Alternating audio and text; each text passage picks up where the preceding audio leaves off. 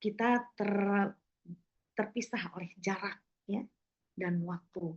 Jadi saya memiliki di IPS itu beberapa kali juga datang di UNES ya. Ada Ibu Margi yang sekarang sudah pulang Bu Novi, Bu Marginya ya, pulang for good gitu. Iya.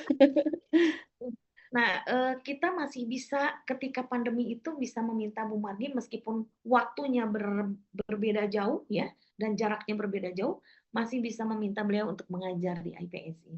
Jadi masih beliau itu jam 3 subuh di sana dan di sini sudah siang gitu dan beliau masih mau. Kemudian AI di tahun 2022 itu banyak digunakan untuk penelitian sebagai ITS atau Intelligent Tutoring System seperti misalnya pengembangan web science ya atau web based terintegrasi AI ya dan adaptive learning. Kemudian di tahun 2023 AI digunakan untuk sebagai generatif, kebanyakan yang digunakan adalah generatif AI seperti misalnya ChatGPT, GPT-4 sebagai tailoring. Tailoring itu ini menciptakan atau tailor itu kan menciptakan model gitu ya. Jadi membantu membuat lesson plan, membantu membuat LKPD, terutama lesson plan. Guru-guru itu sangat mudah langsung meminta chat GPT atau meminta platform AI lainnya, ya seperti misalnya Magic School, Canva, Gemini, Edu AI ya, itu bisa digunakan untuk bagaimana mengajarkan secara inovatif untuk topik anu gitu ya. Itu langsung AI itu memberikan panduan kepada kita sampai memberikan RPP-nya. Bahkan guru yang maaf ya, saya bukan mengatakan malas, guru yang kurang mau berusaha sendiri itu sangat tergantung pada AI. Sudah caplok saja ada yang dari AI, padahal belum tentu difahami juga begitu. Kemudian semakin berkembang penggunaan AI dihadapkan pada etika ya, pada etika penggunaan AI sehingga digunakanlah ada panduan etika ya, etika AI untuk dosen, etika AI untuk mahasiswa, etika AI untuk peneliti. Itu sudah ada buku-buku panduannya. Anda bisa langsung download saja di googling ya, sudah bisa Anda peroleh. Dan AI untuk discovery science, artinya meskipun kita katakan inquiry, discovery, wah itu mah kuno begitu ya, untuk pembelajaran IPA. Sebenarnya bukan kuno, memang ruhnya IPA itu adalah inquiry dan discovery. Jadi semakin berkembang, apapun yang berkembang, teknologi yang berkembang, tetap ruh dari sains itu kita itu seperti seorang peneliti gitu ya. Di dalam pembelajaran IPA itu kita harus seperti seorang peneliti. Yang diutamakan adalah proses saintifiknya. Bagaimana kita memperoleh konsep-konsep IPA itu melalui proses saintifik. Nah, kalau sekarang prosesnya lebih mudah dibantu dengan AI. Jadi ini yang tadi ya, fokus pada e-learning, platform AI itu untuk belajar mandiri. Nah, sayangnya banyak sekali ditemukan pada tahun 2021, 2020 antara begitu ya. Banyak platform AI melalui kegiatan e-learning begitu ya, seperti misalnya Google Classroom, itu hanya digunakan oleh guru itu untuk menyimpan tugas, tapi tidak untuk digunakan untuk proses belajar inquiry tadi. Padahal kita bisa menyimpan proses inquiry itu langkah demi langkah yang kita ciptakan atau kita minta bantuan AI tadi, bagaimana misalnya kita menyimpan atau menyimpan uh, leading questions ya untuk siswa yang memang rendah kemampuannya, sehingga mereka terbantu dengan adanya platform itu untuk melakukan proses sainsnya. Kemudian pada tahun 2022 tadi ya, riset tentang AI tutor, kemudian pembelajaran adaptif. Nah ini tadi ya, ini tadi sudah saya jelaskan, saya kira bisa kita lewat saja ya. Nah, Bagaimana tantangan dan peluang yang kita hadapi dengan penggunaan AI di dalam pembelajaran? Yang pertama adalah kesenjangan sumber daya. Kita tahu bahwa AI itu memerlukan ya teknologi penggunaan teknologi di dalam pembelajaran itu memerlukan infrastruktur. Harus ada WiFi, harus ada komputer yang bagus yang memang akomodatif ya, sehingga tantangan bagi sekolah yang kekurangan dana. Kemudian penyelarasan kurikulum. Nah, ini kesenjangan sumber daya ini kalau saya kan tadi di dalam CV saya sekarang sedang menjabat sebagai sekretaris PPG UPI ya. Ternyata eh, ada cara yang dilakukan oleh GTK Pusat untuk meraih guru-guru supaya memiliki sertifikat pendidik dan dia berada di pelosok. Dan itu melalui tutoring langsung ya. Jadi mereka datang ke wilayah tertentu, gurunya dipanggil ke wilayah yang ada server yang bagusnya ya di wilayah tersebut dan itu dilakukan tutoring langsung oleh pusat, oleh GTK. Jadi ini salah satu solusinya begitu ya. Jadi ada teknologi, tapi teknologi itu juga harus dijemput begitu, harus diupayakan oleh jadi tidak pasrah dia luplep biar saja gitu kan luplep kalau kita PPG itu luar biasa ya mungkin yang ibu bapak juga kan terlibat dalam PPG ya ada daerah tertentu yang sama sekali dia tidak terjamah oleh eh, teknologi begitu. Nah ternyata GTK juga sudah melakukan hal tersebut. Kemudian yang kedua adalah penyelarasan kurikulum. Kita tahu bahwa di dalam kurikulum penggunaan teknologi itu masih sulit ya untuk ditetapkan menjadi sebuah kebijakan. Tetapi kita sekarang sudah ada ya tadi kebijakan yang mengatur tentang penggunaan AI untuk mahasiswa, untuk dosen dan juga untuk peneliti. Kemudian juga kalau menurut saya kebijakan itu tidak hanya kita adopsi dari pemerintah dan kita juga harus memiliki kebijakan sendiri di ruang kelas kita.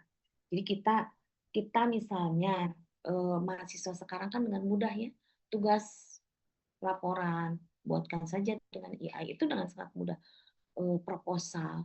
Nah, kita memiliki kebijakan itu di dalam kelas kita begitu. Saya biasanya akan dicek dulu apakah ini 100% AI. Meskipun ada humanis ya, tapi kalimat AI itu akan berbeda sehingga mahasiswa yang sekian persen AI gitu ya, biasanya nilainya sudah saya suruh dikembalikan lagi. Coba dibuat lagi dengan cara sendiri begitu. Karena kalau tadi bukan malas, saya katakan tidak ada yang malas, tapi yang kurang berusaha. Mereka sangat yang kurang berusaha dan kurang percaya diri. Mereka sangat tergantung dari AI. Ini juga apa di PPG ya, saya mengajarkan tentang ini penggunaan AI. Itu mahasiswa ada yang waktu mata kuliah seminar itu dari visi misinya itu dari AI dan kita lihat oh ini kalimatnya sudah bukan kalimat diam gitu deh. Nah itu kalau kita sudah terbiasa kan memang mudah untuk mendeteksi ya. Tidak usah minta bantuan AI lagi. Kemudian yang ketiga adalah pemberdayaan guru. Nah guru ini eh, kita harus latih mereka untuk menggunakan teknologi tanpa harus merasa tergantikan oleh teknologi. Dan memang betul ya, apa yang saya tadi mengutip apa yang dikatakan oleh Prof. Indra, jangan pernah mengatakan bahwa teknologi ini adalah menggantikan kita. Tapi teknologi itu memudahkan kita untuk bekerja, tapi bukan menggantikan kita. Kemudian pertimbangkan etika ini. Terakhir ya, revisi data dan bias dalam algoritma AI itu menghadirkan tantangan, tetapi sekaligus merupakan peluang untuk menciptakan teknologi yang lebih reliable. Kenapa dikatakan bias dalam AI? Kalau kita menggunakan ChatGPT, menanyakan hal yang sama berkali-kali, jawabannya berbeda. Saya bisa saja memeriksa ulangan mahasiswa dengan menggunakan ChatGPT. Berapa nilai ini? Masukan yang sama, mirip yang sama berkali-kali. Ini bias. Sehingga kita harus menciptakan AI sendiri yang memang dikhususkan untuk assessment. Oke, saya lanjutkan. Bagaimana aplikasi AI dalam riset pendidikan? Ini saya melakukan beberapa riset terkait teknologi ya, yang juga di dalamnya ada insersi atau penggunaan AI. Yang pertama dari tadi saya katakan bahwa AI itu berfungsi sebagai intelligent tutoring system. Jadi tutor yang digunakan di dalam pembelajaran kita. Nah, penelitian yang saya kembangkan bersama mahasiswa biologi saya adalah mengembangkan web-based inquiry yang terintegrasi atau embedded AI. Jadi di dalam web-based inquiry ini menggunakan web yang gratisan. Saya pernah mengembangkan web-based inquiry karena kalau kita menggunakan WISE, Web Inquiry Science Environment, itu berbayar dan juga menggunakan bahasa Inggris. Sehingga saya mengembangkan web-based sendiri. Nah, untuk mengembangkan web-based itu kita harus membayar hosting kan? Setiap tahun harus membayar hosting dan harus ada yang memeliharanya. Sehingga ketika saya bosan dan saya tidak ingin membayar hosting, itu sudah hilang dari peredaran dunia maya. Nah, itu yang kita cegah. Sehingga gunakan platform AI atau platform IT yang gratisan untuk membuat platform yang kita inginkan. Nah, ini saya menggunakannya dengan Google Site. Dengan mahasiswa saya merancang web-based inquiry embedded AI untuk meningkatkan kemampuan berpikir kritis siswa SMA dan tentang perubahan lingkungan. Nah, AI ini bisa menjadi digunakan untuk personalized learning. Jadi pembelajaran yang memang personal, yang harusnya inquiry itu memang dilakukan kalau biasa, kalau dengan waktu yang ada di dalam ruang kelas, inquiry-nya dilakukan berkelompok. Tetapi kita menggunakan web ini yang bisa diakses oleh semua siswa. Sehingga siswa bisa berinquiry sendiri, begitu ya. Jadi inquiry-nya kita memang sengaja tidak di awal tidak dilakukan dengan untuk mengakomodasi kolaboratif learning.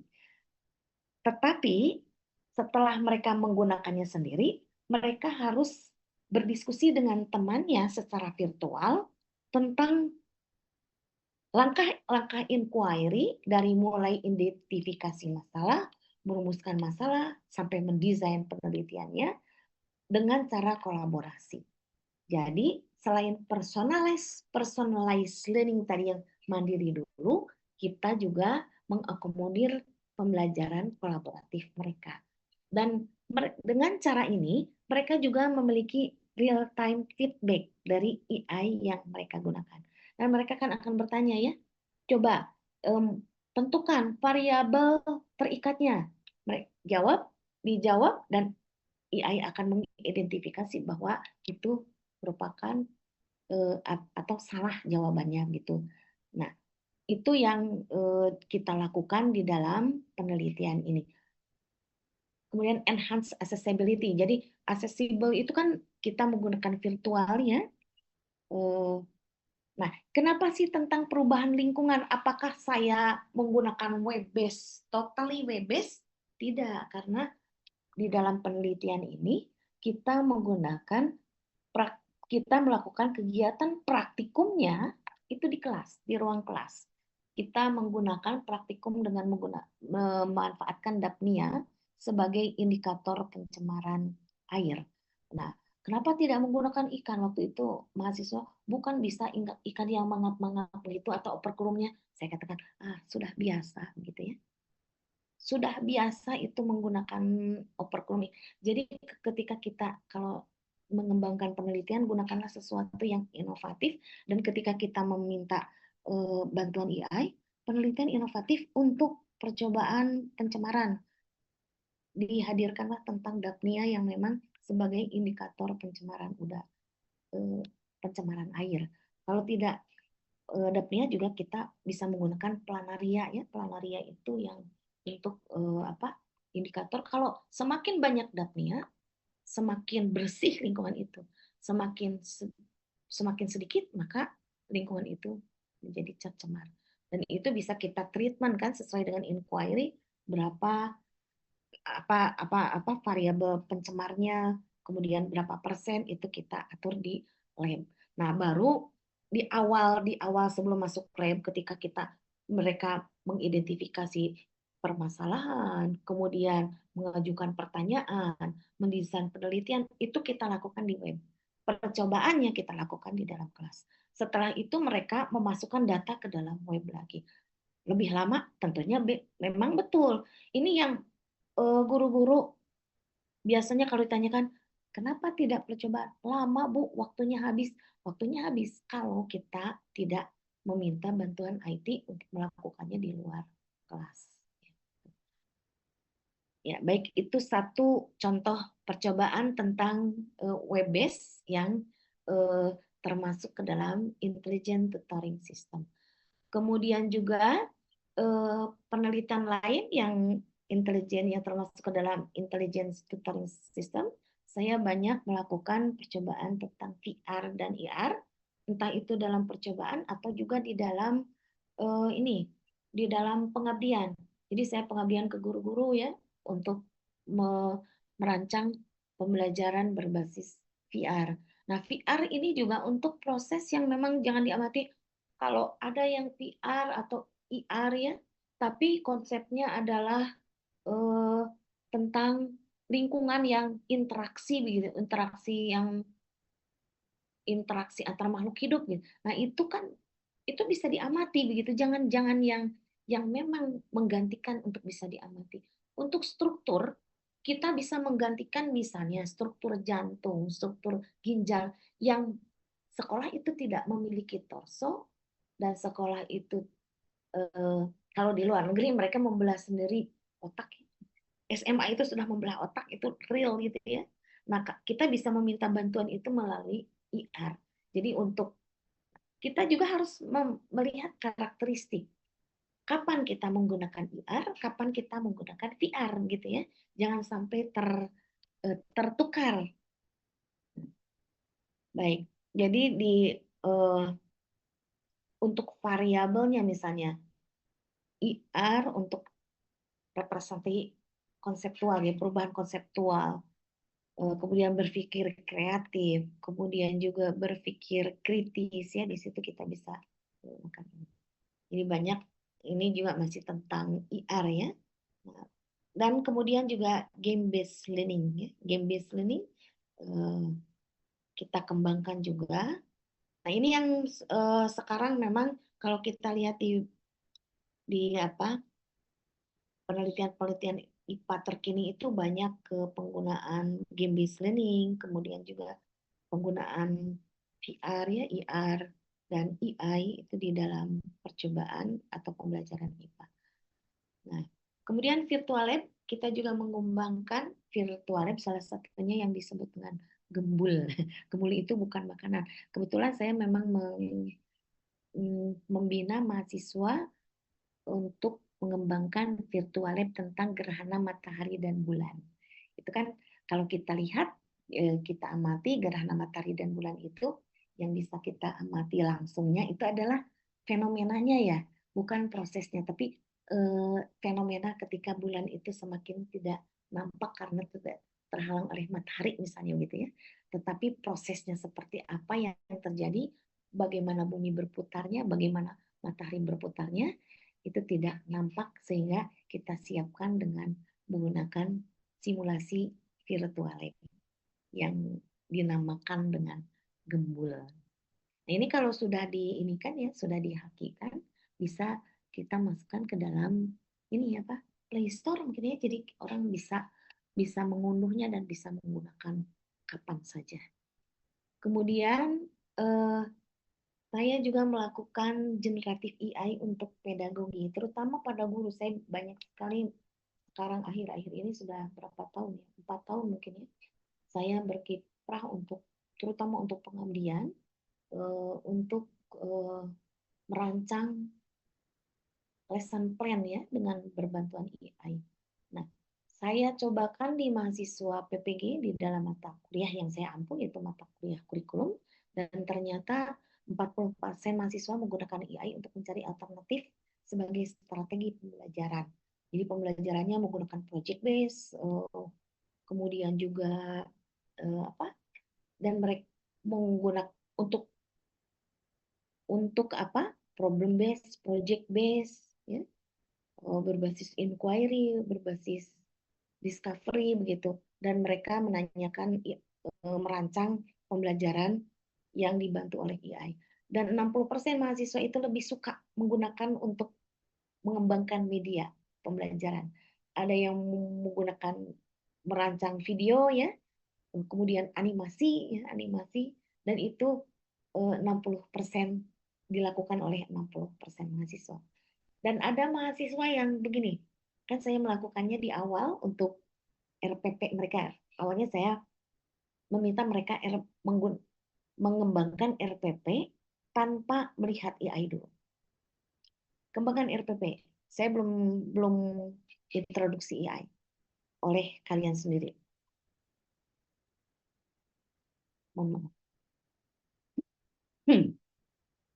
Nah, setelah kita melakukan pembelajaran selama beberapa bulan, terakhir saya melihat RPP akhirnya.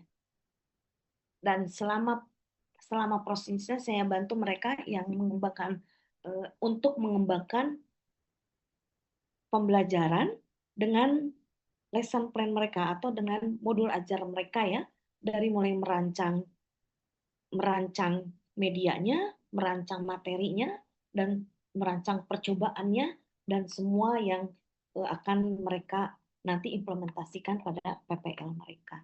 Nah, yang menariknya ada satu siswa yang memang dia itu tidak terpengaruh apapun oleh AI, oleh teknologi. Jadi dari awal begitu, di akhir juga begitu. Ada mahasiswa yang di awal itu sudah memang dia memiliki kreativitas yang bagus, sehingga dia tidak lagi dia tidak merasa perlu lagi untuk apa, meminta masukan dari siapapun termasuk dari AI, dari teknologi. Nah, ini sangat menarik ya. Jadi memang dia sudah kreativitasnya tinggi begitu. Tapi ada juga mahasiswa yang memang berubah dari rancangan sendiri 100% menjadi rancangan AI. Dan yang kebanyakan itu mahasiswa yang memang dalam prosesnya memadukan rancangan sendiri karena dia katakan, saya harus memahami dulu, baru saya meminta bantuan dari AI untuk mengembangkan media, itu pun tidak semuanya dibantu oleh AI, gitu. Tetapi saya kembangkan dulu sendiri. Nah, kemudian penelitian dan pengabdian yang kedua adalah pelatihan AI bagi guru MG MP IPA untuk pembelajaran low carbon. Nah, yang menarik di sini, saya menemukan beberapa guru yang awalnya di awal kan ketika kita melakukan penelitian atau pengabdian, kita akan melakukan pretest dulu ya. Pretestnya kita meminta, coba Ibu rancang pembelajaran tanpa meminta bantuan teknologi, tapi rancangan Ibu sendiri begitu. Nah, di awal itu ya rancangannya seperti biasa-biasa begitu ya. Jadi praktikumnya ya biasa begitu yang sudah banyak dilakukan oleh orang. Tetapi dengan meminta bantuan AI pada pertemuan berikutnya, banyak guru yang sudah menunjukkan inovativeness di dalam kegiatan pembelajarannya. Yang awalnya misalnya mereka tidak tahu bagaimana bisa menghitung efisiensi. Lampu mana sih yang lebih efisien? Apakah lampu pijar ataukah lampu LED? Itu percobaannya yang kita lakukan di Tasikmalaya gitu ya. Dan mereka bisa menghitung itu dari lux ke watt dengan lampu LED dan lampu pijar ini dengan meminta bantuan AI. Jadi AI itu akan menunjukkan link ini loh kalkulatornya gitu. Begitu juga dengan jejak karbon atau carbon footprint ya. Jadi berapa sih karbon yang kita konsumsi pada saat ini? Apakah apa konsekuensi dari konsumsi karbon yang kita konsumsi terhadap lingkungan kita, dan kita harus bagaimana, harus berapa kita membayar denda ke dalam lingkungan ini. Nah, itu diberikan oleh AI dengan link-linknya begitu. Jadi dulu kita tidak, sebelumnya guru itu tidak mengenal apa yang disebut dengan carbon footprint, tetapi setelah menggunakan bantuan AI ya, platform-platform AI untuk merancang pembelajaran, mereka mengenal istilah-istilah ini. Kemudian kita juga melakukan dengan mahasiswa S3 saya pengembangan modul yang ini penelitian kolaborasi antara saya dengan mahasiswa di Papua, pengembangan modul yang memang dibantu oleh AI. Kemudian juga dengan STKIP Kesehatan Raja Wali ya, saya juga memiliki kolaborasi dengan mengembangkan modul berbantuan AI. Jadi di mana peran AI-nya di situ kan AI bisa menyimpulkan kalimat ya, bisa memunculkan istilah yang misalnya ya, istilah-istilah kalau di kesehatan, istilah kesehatan yang betul-betul, tapi jangan sampai meminta bantuan untuk istilah yang spesifik itu. Kadang-kadang juga salah mereka ya. Jadi tetap kita masih meminta bantuan untuk buku-buku yang khusus untuk keilmuan yang spesifik. Nah, ini juga kita menggunakan IoT ya. Kita melakukan penelitian dengan STEM IoT. Mengapa di sana ada AI-nya? Karena ketika STEM dengan basisnya IoT, Internet of Things, dan kita mengembangkan